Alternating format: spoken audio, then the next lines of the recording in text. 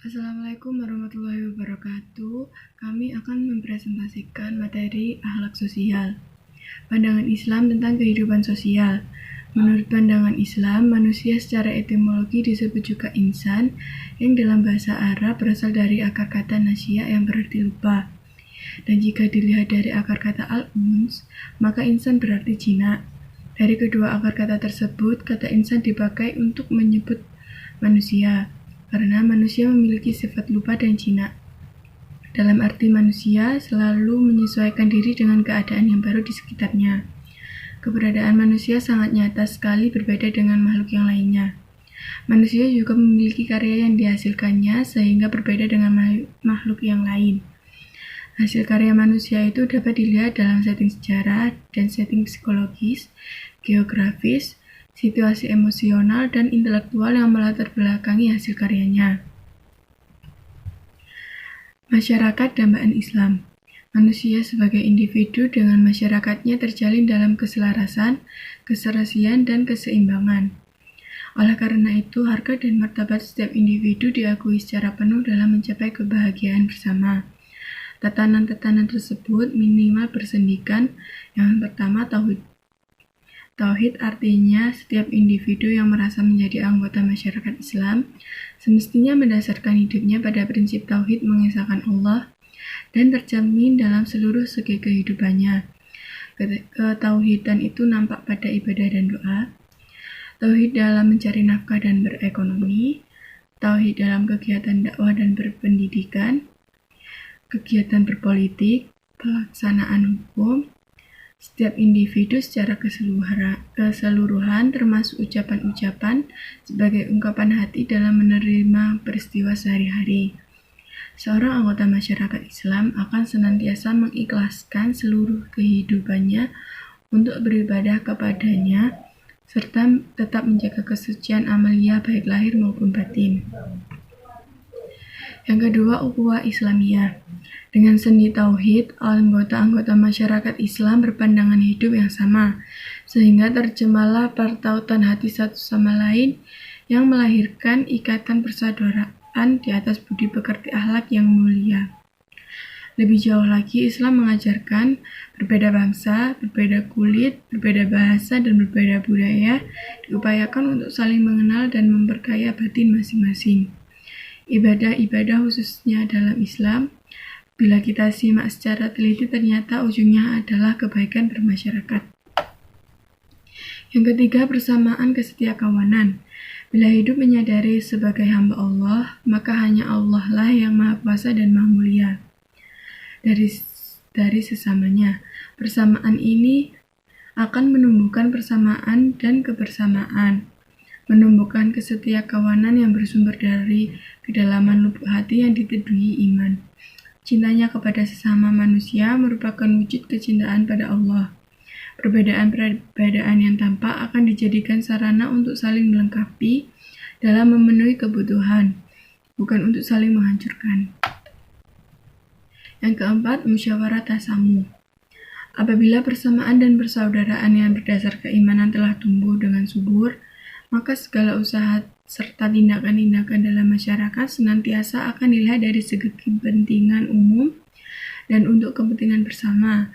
Berbagai pendapat mungkin terjadi, bahkan pasti terjadi, tetapi semua itu tidak akan menimbulkan konflik yang akan menjadi gangguan ketentraman bersama.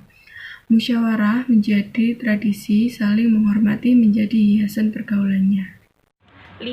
Jihad dan amal soleh. Jihad mengandung arti bekerja dengan kesungguhan hati, berusaha mencapai hasil yang sebaik-baiknya. Itulah jihad yang merupakan karakter seorang mukmin. Ia terus bekerja berusaha menciptakan kesejahteraan untuk dirinya, keluarganya, dan masyarakatnya, serta bangsa dan negaranya sebagai wujud amal solehnya. Tepatlah ungkapan Nabi bahwa mungkin itu seperti lebah, energi, disiplin, memberi manfaat, dan tidak merusak lingkungan. 6. Istiqomah. Istiqomah artinya lurus terus. Maksudnya, setiap muslim akan tetap memegang dan memperjuangkan kebenaran yang datang dari Allah. Ia tidak akan meleleh karena panas, tidak akan beku karena dingin, tidak akan lapuk karena hujan, dan tak akan lekang diterik sinar matahari.